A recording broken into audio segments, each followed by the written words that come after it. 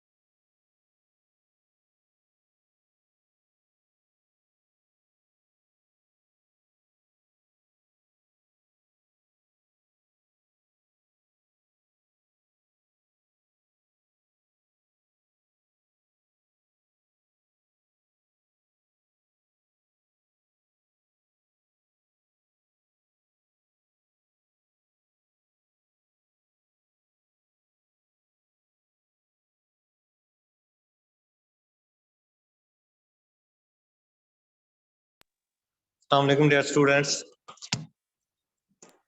जी वालेकुम सलाम। क्या हाल चाल है? मैं खैरियत से। वालेकुम सलाम सर। जी सर बिल्कुल ठीक, अल्लाह का शुक्र।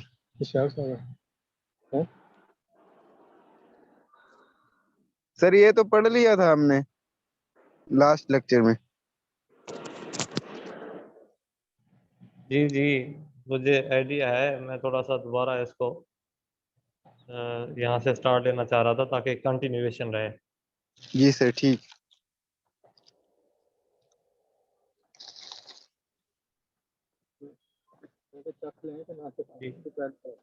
तो हम डिस्कस कर रहे थे last time basic steps in precision agriculture.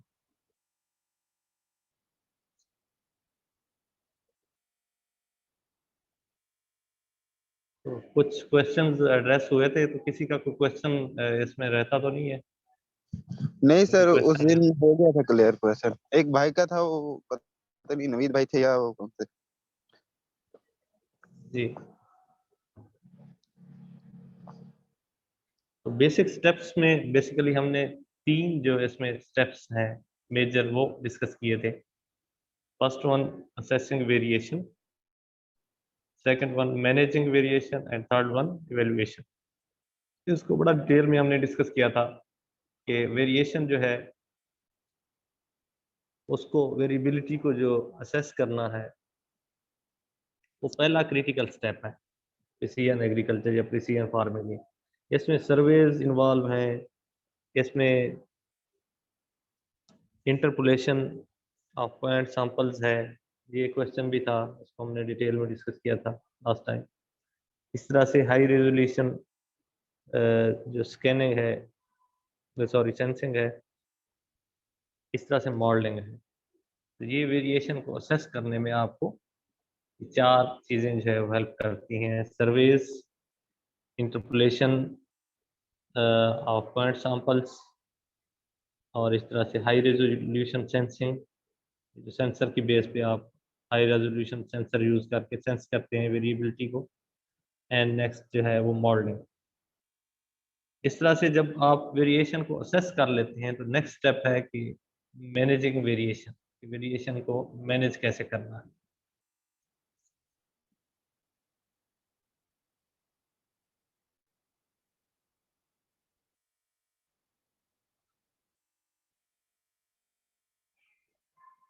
तो वेरिएशन को मैनेज करने में आप डिफरेंट जो फैक्टर्स हैं वेरिएशन के उनको एड्रेस करेंगे। से फॉर एग्जांपल अगर सॉइल में वेरिएशन है फर्टिलिटी में, तो प्रिसीजन सॉइल फर्टिलिटी मैनेजमेंट, इसी तरह से पेस्ट, डेफिनेटली इसमें क्योंकि पेस्टिसाइड इन्वॉल्व है, आपके इनपुट इन्वॉल्व हैं उसमें, उसको आपने जुडिशियस उसका यूज़ करना है, एफिशिएंटली यूटिलाइज करना है। और स्पेशली चूँकि इस पे इन्वायरमेंटल जो कंसर्न बहुत ज़्यादा है इन्वायरमेंट की प्रोटेक्शन के पॉइंट ऑफ व्यू से, तो जितनी प्रिसीजन इसमें आप लाएंगे, प्रिसाइज वे में करेंगे, उतना ज़्यादा जो है आप इन्वायरमेंट को जो है वो भी प्रोटेक्ट करेंगे।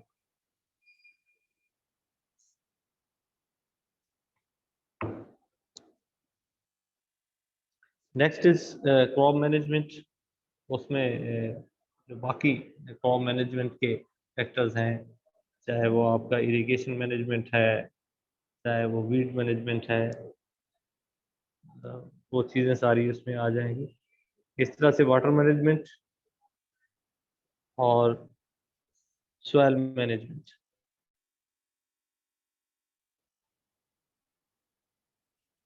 उसके बाद एवेल्युएशन हमने डिस्कस किया।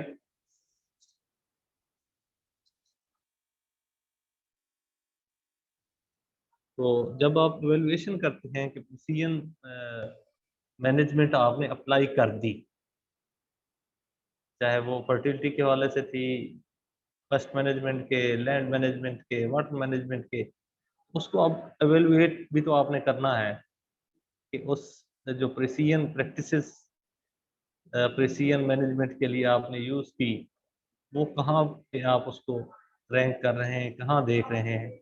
उसमें दो तीन चीज़ों का आपने ख्याल रखना होता है। फर्स्ट वन इकोनॉमिक्स, ये भी हमने डिटेल में डिस्कस किया था कि इकोनॉमिक्स के बगैर तो डेफिनेटली कोई भी चीज़ नहीं चलती है। और स्पेशली जब एग्रीकल्चर की आप बात करते हैं और फार्मर्स की बात करते हैं, फार्मर बड़ा कॉन्शियस होता है कि वो अगर इन्वेस्ट कर रहा है तो उसको उसके अगेंस्ट रिटर्न कितना मिल रहा है, तो उसका बेनिफिट कॉस्ट रेशियो और नेट रिटर्न जो है, वो सारी चीज़ें इकोनॉमिकल हैं कि नहीं है। फिर इन्वायरमेंट, इसका हम बार बार जिक्र करते रहे कि इन्वायरमेंट की प्रोटेक्शन उसमें है या नहीं है आपकी प्रिसीजन मैनेजमेंट में। कहीं ऐसा तो नहीं है कि प्रिसीजन फार्मिंग करते हुए आप कहीं इन्वायरमेंट को ज़्यादा पलूट तो नहीं कर रहे, तो वो फिर डेफिनेटली जो है वो प्रैक्टिसेस आपकी इफेक्टिव नहीं होगी। इफेक्टिव प्रिसीजन फार्मिंग की भी प्रैक्टिसेस होंगी जिसमें आप इन्वायरमेंट को प्रोटेक्ट करते हैं, इन्वायरमेंट को कंजर्व कर रहे हैं।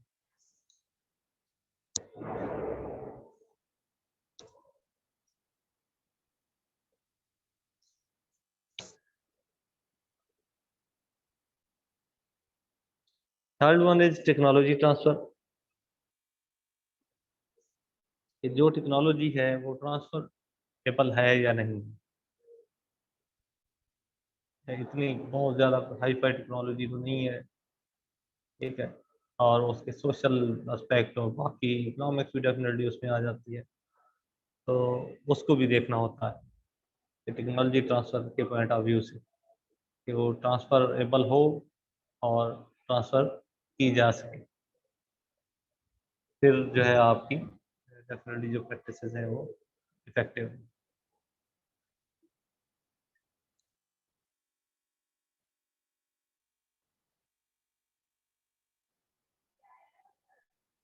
थोड़ी सी मजीद इसकी असेसिंग वेरिएशन के हवाले से डिटेल है, डेफिनेटली फर्स्ट क्रिटिकल स्टेप है।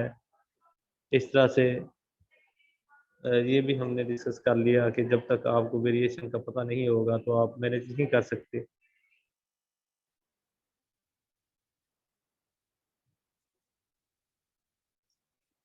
इस तरह से जो फैक्टर्स हैं डिफरेंट, उनकी वेरिएशन को जो है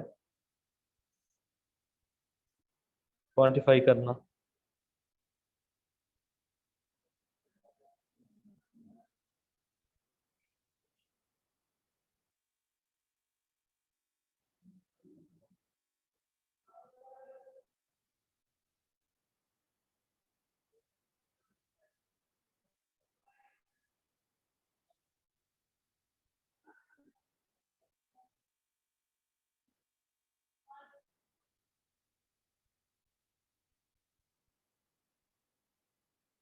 उसमें फिर जब आपने क्वांटिफाई करना है तो उसमें स्पेशल एंड टेम्पोरल जो वेरिएशन है, यानी against space and against time, उसका भी ख्याल रखना है।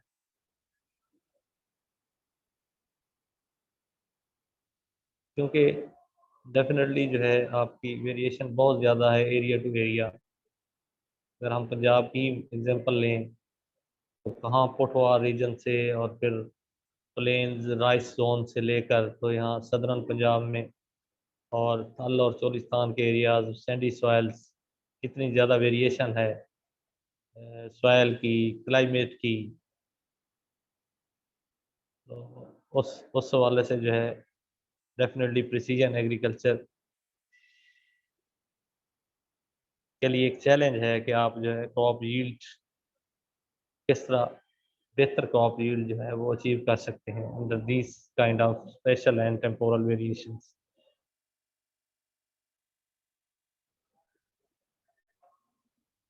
इस तरह से वेरिएशन को मैनेज करने में यही है कि जब आपने असेस कर ली वेरिएशन, उसके बाद उसको मैनेज करना है डेफिनेटली। और साइट स्पेसिफिक वेरिएबिलिटी को मैनेजमेंट उसकी करने के लिए जीपीएस इंस्ट्रूमेंट जो है वो आप यूज़ कर सकते हैं। मैनेजमेंट में जो है पहले भी आ गया, रिपीट हो रहा है, प्रिसीजन सॉइल फर्टिलिटी है, पेस्ट मैनेजमेंट है, crop management, water management, soil management.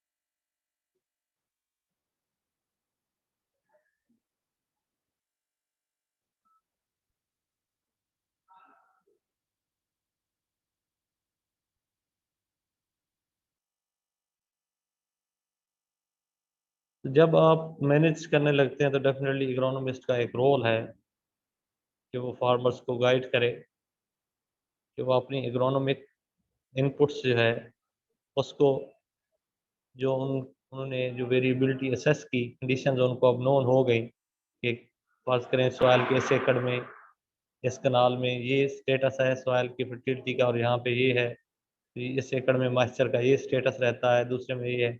उस हिसाब से अपनी इकोनॉमिक इनपुट्स या प्रैक्टिसेस को मैच करें उन नॉन कंडीशन से, और जो रिकमेंडेशन है इकोनॉमिस्ट की उसको एम्प्लॉय करें। साइट स्पेसिफिक वेरिएबिलिटी मैनेजमेंट जो है उसके लिए डेफिनेटली हमने कहा कि जीपीएस यूज़ हो सकते हैं। इस तरह से टेक्नोलॉजी जो है उसका मोस्ट इफेक्टिव वे में इस्तेमाल हो सकता है अगर आप जो है चीज़ें जो है वो उसको वेरिएशन को असेस सही करने के बाद प्रिसीजन फार्मिंग में आते हैं, तो जो टेक्नोलॉजी है उसका मोस्ट इफेक्टिव वे में आप यूज़ कर सकते हैं।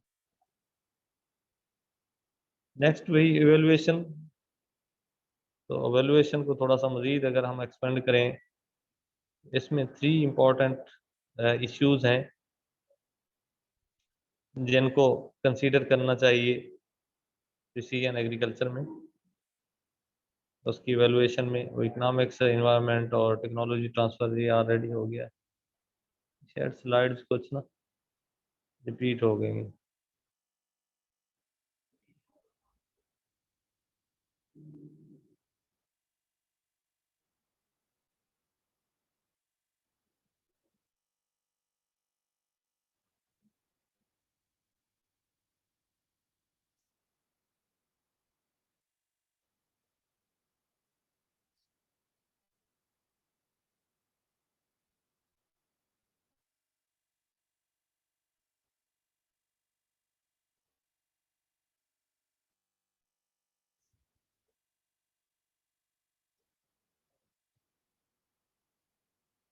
अच्छा, प्रिसीजन एग्रीकल्चर जो है वो एस्टेब्लिश करती है कि जो वेरियस ऑपरेशंस हैं, से फॉर एग्जांपल टिलेज, तो बेस्ट टिलेज प्रैक्टिसेस को एस्टेब्लिश करती है। तो बेस्ट ऑफ द बेस्ट जो प्रैक्टिसेस हैं प्रिसीजन में, वो जो है अडॉप्ट की जाती हैं या वो इम्प्लीमेंट की जाती हैं। इस तरह से एप्लीकेशन ऑफ फर्टिलाइज़र में अगर हम बात करें, उसमें भी जो उसकी एप्लीकेशन है, उसका बेस्ट मेथड जो है जिसमें सबसे कम पहले के लॉसेस होंगे, मोस्ट इफेक्टिव होगा, तो वो यूज़ होगा। इस तरह से स्विंग के हवाले से अगर आप बात करेंगे, तो स्विंग टेक्निक ऐसी होगी जिसमें आप डेफिनेटली उसकी उसका सीड की अगर बात करें तो सीड की सेविंग भी होगी। फिर इमरजेंस उसमें बेहतर हो, क्रॉप स्टैंड अच्छा हो, तो वो प्रैक्टिसेस जो है प्रिसाइज्ड सीडिंग और प्रिसाइज्ड स्विंग डेप्थ, इन सब चीज़ों का ख्याल रखते हुए होगी। इस तरह से इरिगेशन है, तो इरिगेशन की best of the best practices जो है अंडर दी सर्कमस्टांसेस या साइट स्पेसिफिक या एरिया स्पेसिफिक आप इरिगेशन प्रैक्टिसेस जो है वो अप्लाई करेंगे। या इवन जो रिसोर्स अवेलेबल है, अगर कहीं पे आपको नहरी पानी अवेलेबल होगा, कहीं पे आपको ट्यूबवेल का पानी अवेलेबल होगा, कहीं पे आपको irrigation high efficiency irrigation systems available होंगे, कहीं नहीं होंगे, तो जो अवेलेबल रिसोर्सेज के अंदर रहते हुए आप बेस्ट ऑफ द बेस्ट जो है उसमें करेंगे। इस तरह से हार्वेस्टिंग है, हार्वेस्टिंग में जो है आप वो वाली टेक्नोलॉजी जो है वो यूज़ करेंगे जिसमें लॉसेस कम से कम हो। इस तरह से जो है ultimately it turns traditional extensive production to intensive production.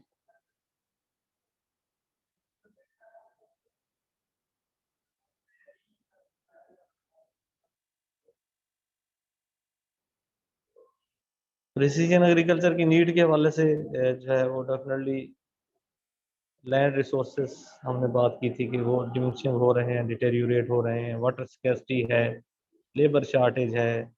इस तरह से हाई इनपुट प्राइसेस है जो कि अब तो बहुत ज़्यादा बढ़ गई हैं। तो इन सारी चीज़ों को देखते हुए आपको प्रिसीजन एग्रीकल्चर की ज़रूरत रहती है, उसकी इम्पोर्टेंस मज़ीद बढ़ जाती है।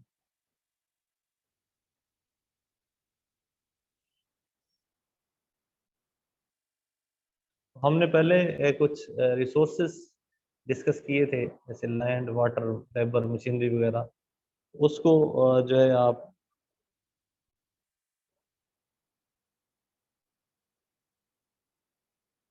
प्रिसीजन के साथ कैसे लिंक कर सकते हैं, क्योंकि प्रिसीजन की हमने जब बात की है तो डेफिनेटली रिसोर्स मैनेजमेंट ही है, प्रिसाइज्ड वे में, एफिशिएंट वे में। तो वो वाले रिसोर्सेस में जो हमने पहले भी डिस्कस किए थे कि हमारे पास फर्ज करें लैंड है, तो उसको एफिशिएंट लैंड यूटिलाइजेशन जो है हम कैसे कर सकते हैं प्रिसीजन या मॉडर्न टेक्नोलॉजी के साथ।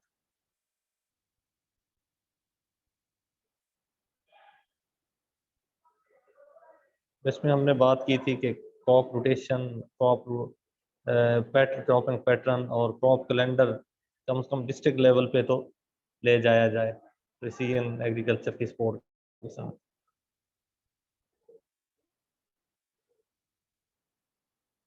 इसके लिए हम डेफिनेटली रिमोट सेंसिंग सैटेलाइट जो है वो यूज़ कर सकते हैं।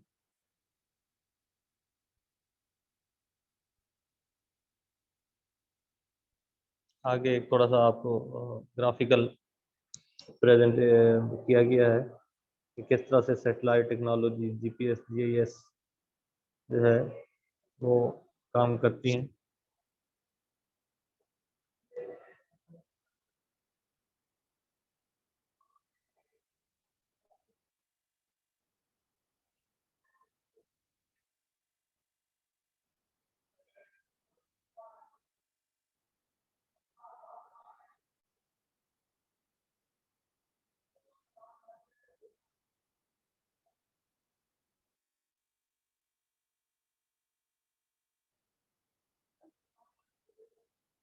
ये कंसेप्ट आप इसको कह सकते हैं प्रिसीजन फार्मिंग का, सैटेलाइट टेक्नोलॉजीज इन्वॉल्व हैं और ऑटोमेटिकली गाइडेड व्हीकल जो है वो भी इन्वॉल्व हैं। जैसे कि आपके पास अब ड्रोन टेक्नोलॉजी है और बाकी चीज़ें हैं या सेंसर बेस्ड जो आपकी मशीनरी या इक्विपमेंट है।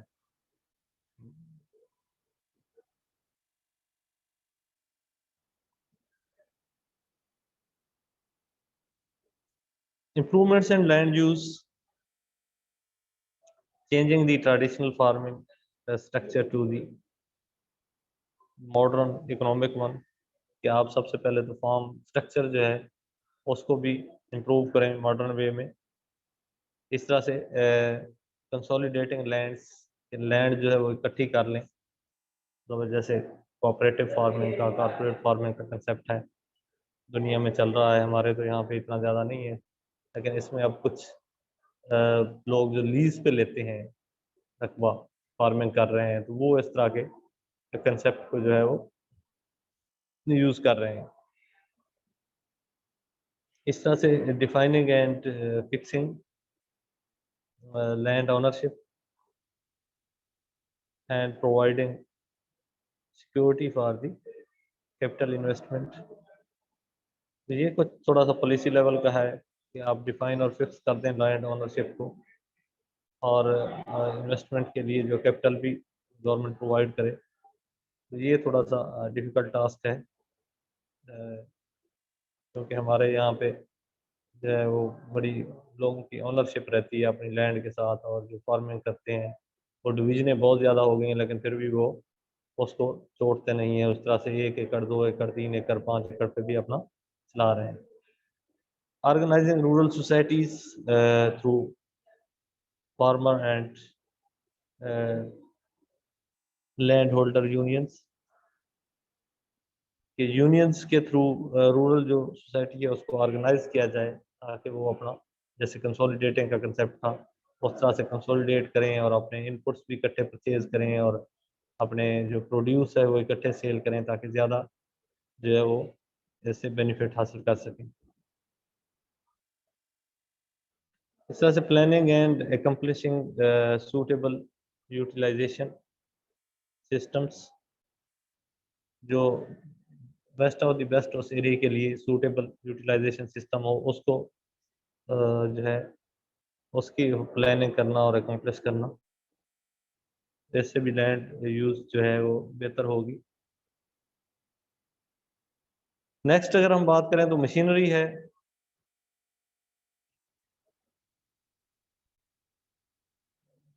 मशीनरी में डेफिनेटली काम हो रहा है, एडवांसमेंट हो रही है, और स्पेशली जो आईटी का रोल भी उसमें बढ़ रहा है।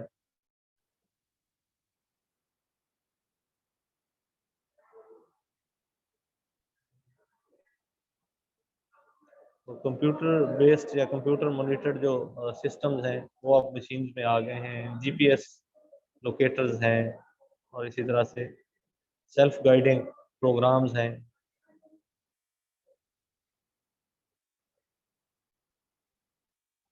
जिससे आप उन डिवाइसेस को, इक्विपमेंट्स को मोर प्रिसाइज एंड एक्यूरेट जो है वो बना सकते हैं। चाहे वो सीड, आपने जैसे हमने पहले बात की कि ऐसी ड्रिल्स हैं जो सीड का प्रिसाइज वे में सीडिंग करती हैं, उसकी सीड रेट कम हो जाता है, उससे सीडिंग डेप्थ प्रॉपर होती है, जिससे अच्छा है कि इमरजेंस और स्टैंड इंश्योर होता है। फिर फर्टिलाइज़र की प्लेसमेंट भी है, इवन उन ड्रिल्स के साथ या फर्टिलाइज़र स्प्रेडर्स के साथ। और इसी तरह से जो है फ्यूल्स कंजप्शन में भी अब मशीन डेफिनेटली ज़्यादा एफिशिएंट है।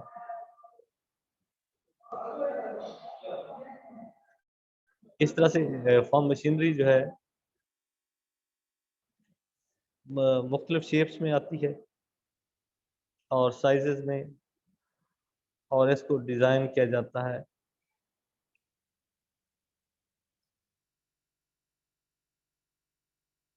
डिफरेंट या entire range of farm activity, ये बड़ा इंपॉर्टेंट है। अब मतलब जो है ना मशीनरी में ख़ास तौर पे मल्टीटास्क जो है वो मशीनरी की इम्पोर्टेंस ज़्यादा है। से फॉर एग्जांपल मैं अगर एक एग्जांपल आपको दूं कि आप मतलब ऐसी ड्रिल अगर हो जिससे मल्टी क्रॉप्स की आप सोइंग कर सकें, उसकी इफेक्टिविटी, उसकी इफेक्टिवनेस, उसकी यूटिलिटी ज़्यादा है, क्योंकि उसकी एक दफ़ा इन्वेस्टमेंट होगी। अगर आप वीट की अलहदा से ड्रिल हो, आपकी कॉटन की अलहदा से हो, राइस की, मेज़ की, तो फिर जो है ना वो डिफ़िकल्ट है। उसकी मेंटेनेंस भी और उसकी इनिशियल उस पे जो कॉस्ट है और सारी चीज़ें। इसलिए अब जो entire range of farm activities के लिए कम से कम जितने इक्विपमेंट यूज़ हों वो ज़्यादा इफ़ेक्टिव है।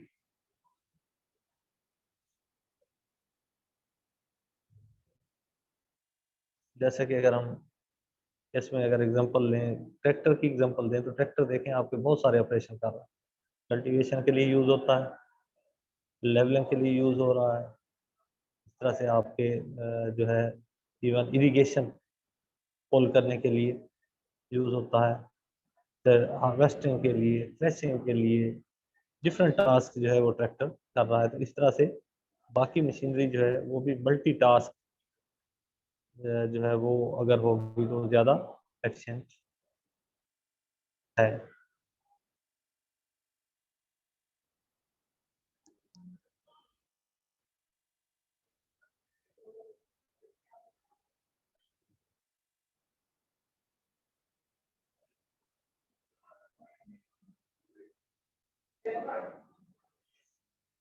इस तरह से टिलेज और इरिगेशन मशीनरी जो है वो भी जो है मल्टीपर्पज़ ज़्यादा इफेक्टिव है।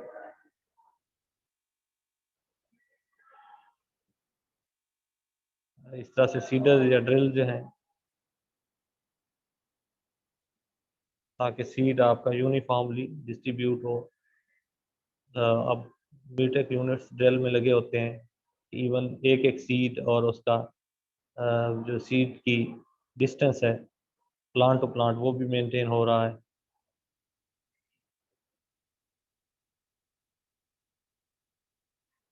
और इस तरह से जो हम ड्रोन टेक्नोलॉजी या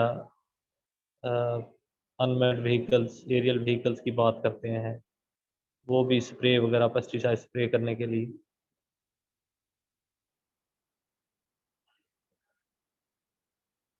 आगे आपको पिक्चर में दिखाया गया है कि किस तरह जो है प्रिसीजन फार्मिंग के लिए आप किस तरह की मशीनरी का कंसेप्ट है।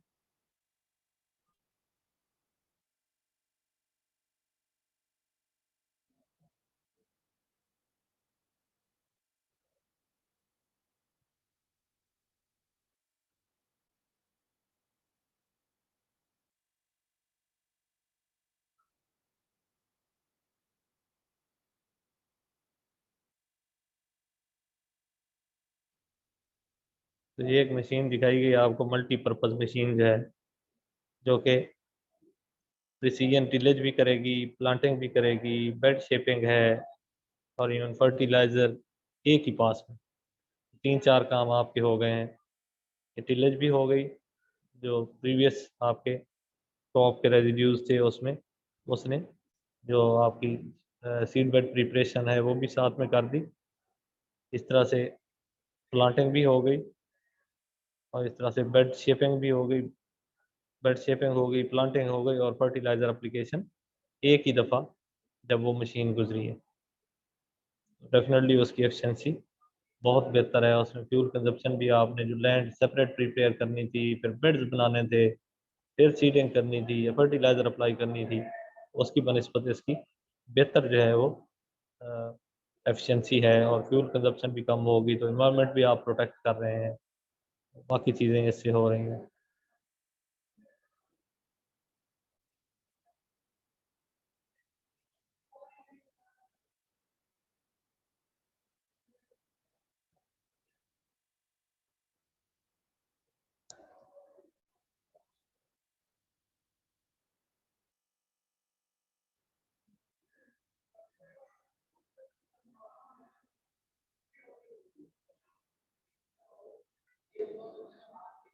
अब तो जो है ना दुनिया रोबोटिक्स पे जा रही है, रोबोटिक कंसेप्ट आ गए हैं, मशीनरी के अल्टरनेट जो है।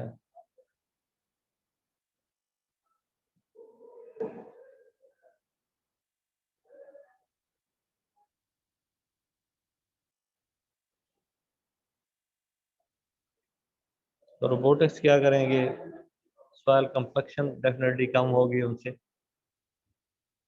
इस तरह से जो इनपुट्स का यूज़ है वो प्रिसाइज होगा, एनर्जी यूज़ जो है वो लो होगा, सेल्फ कंट्रोल होंगे, और किसी टाइम भी वो वर्क कर सकते हैं, इवन रात के टाइम भी जो है वो वर्क कर सकते हैं रोबोटिक्स जो है या रोबोट्स।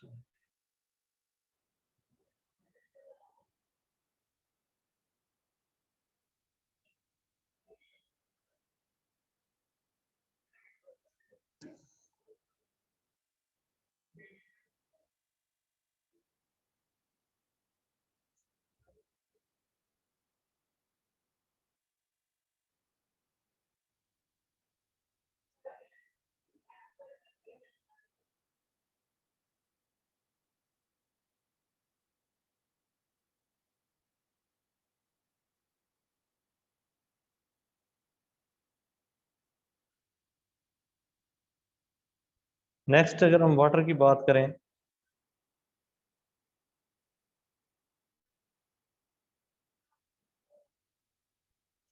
तो ग्लोबल स्केल पे जो सबसे अलार्मिंग चीज़ है वो गुड क्वालिटी वाटर, और डेफिनेटली एक लिमिटिंग फैक्टर है जिसका हम लोग ख्याल नहीं कर रहे, ना हमारे फार्मर ना इवन एक्सपर्ट्स भी इतना ज़्यादा उस पर फोकस नहीं कर रहे, जिस पे फोकस करने की ज़रूरत है।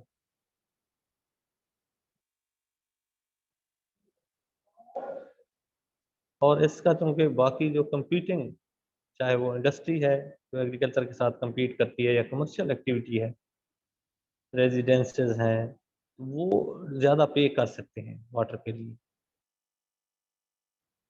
लेकिन एग्रीकल्चर में इतना फार्मर पे नहीं कर सकता गुड क्वालिटी वाटर के लिए, तो इसलिए जो बहुत ज़रूरी है कि वाटर का जुडिशियस यूज़ किया जाए और प्रिसाइज वे में जो है उसको किया जाए।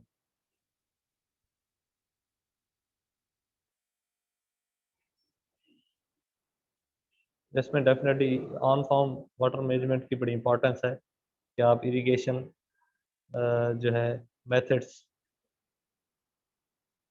और फार्म लेवल पे उसकी मैनेजमेंट को बेहतर करें, और ताकि उसकी वाटर यूज एफिशिएंसी जो है वो इम्प्रूव हो सके। उसमें सॉइल मॉइस्चर डिटर्मिनेशन जो है वो एक अच्छा इफेक्टिव मेथड है कि आप इरिगेशन स्केजुलिंग जो है वो इस तरह से करें कि पानी उस वक्त लगाएं जब क्रॉप को एक्चुअली ज़रूरत है। तो हमारे पास जो कैनाल इरिगेशन सिस्टम है इसका एक बड़ा जो कह लें कि एक बहुत एडवांटेजेस हैं, लेकिन एक डिसएडवांटेज भी है कि 8 दिन बाद जब पानी आता है तो फार्मर उसको जो है उसको क्रॉप को चाहे ज़रूरत है या नहीं है तो लगा देता है। तो उसको जो है ना इरिगेशन स्केजुलिंग अगर साइंटिफिक बेसिस पे की जाए, और उसको रिजर्वायर्स के लिए जो है गवर्नमेंट भी सपोर्ट करे और वो रिजर्वायर बनाए, तो अपना पानी स्टोर करके उसको जब ज़रूरत है तो तब पानी को अपने क्रॉप को लगाए, क्योंकि एक्सेसिव जो इरिगेशन है उससे ना सिर्फ हम पानी का ज़िया कर रहे हैं बल्कि इवन हमारी क्रॉप पे उसके जो है नेगेटिव इम्पैक्ट भी आते हैं। यील्ड जो है हम उससे बढ़ाने की बजाय हमारा कम कर रहे हैं।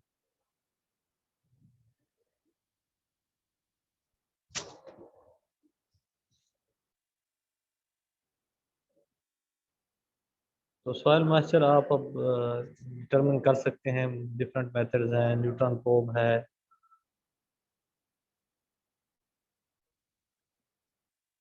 इस तरह से अब पिछले दिनों भी एक यहाँ पे soil science soil environmental science department ने एक करवाया था, जिसमें कैमलॉन एक इंस्ट्रूमेंट है, उसके ज़रिए भी आप मॉइस्चर जो है ना वो आप डिटरमिन कर सकते हैं और उसकी बेस पे इरिगेशन स्केजुलिंग कर सकते हैं। तो अब बहुत सारे जो है इक्विपमेंट आ गए हैं, सेंसर बेस्ड हैं, जो आप इवन जो है उनको आईटी के साथ लिंक कर देते हैं, आईओटी के साथ लिंक करके, तो आप जो है घर बैठे इवन मॉनिटर कर रहे होते हैं अपनी क्रॉप्स को कि और सॉयल को कि कब उसको ज़रूरत है पानी की।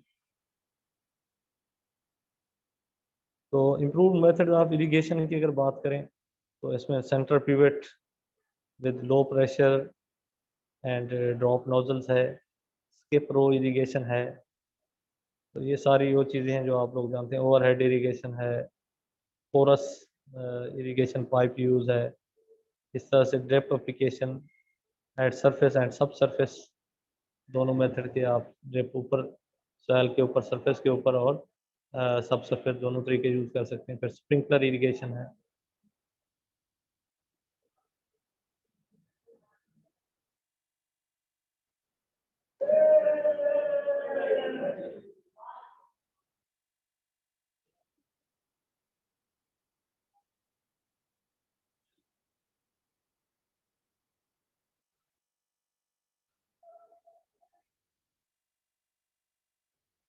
ये आपको ड्रिप इरिगेशन का जो है वो दिखाया गया है।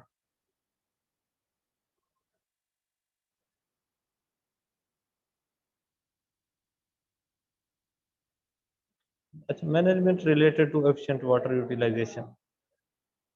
तो एक तो जो है इरिगेशन सिस्टम्स, इरिगेशन के मेथड्स, इनके साथ साथ कुछ जो है और कल्चरल प्रैक्टिसेस भी हैं जिनको आप यूटिलाइज करते हुए वाटर की जो यूटिलाइजेशन को एफिशिएंट कर सकते हैं। से फॉर एग्जांपल रिड्यूस टिलेज है, कि आप टिलेज जो है वो रिड्यूस कर दें। मेरी आवाज़ आ रही है ना आप लोगों को? हेलो? यस सर, आपकी आवाज आ रही है सर। ठीक, रिड्यूस टिलेज है। फिर जो है एक कंसेप्ट है रेजिड्यूस।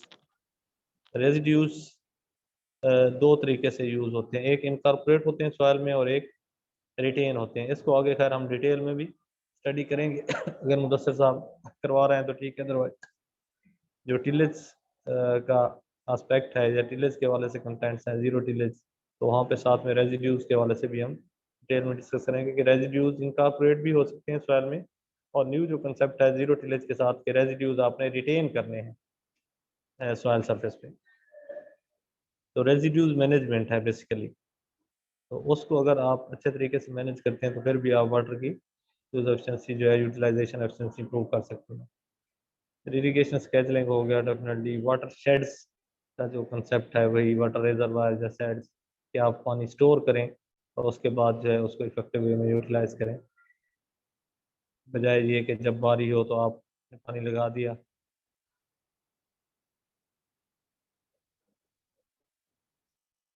इस तरह से फर्टिलाइजर के हवाले से अगर हम बात करें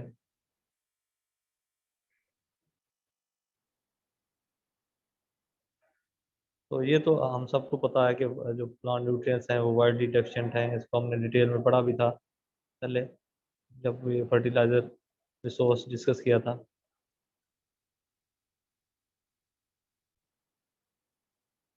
तो फर्टिलाइजर या न्यूट्रिएंट्स का डेफिनेटली बहुत रोल है, कंट्रीब्यूशन है यील्ड में, और कम से कम 50% जो यील्ड इंक्रीज होती है इससे।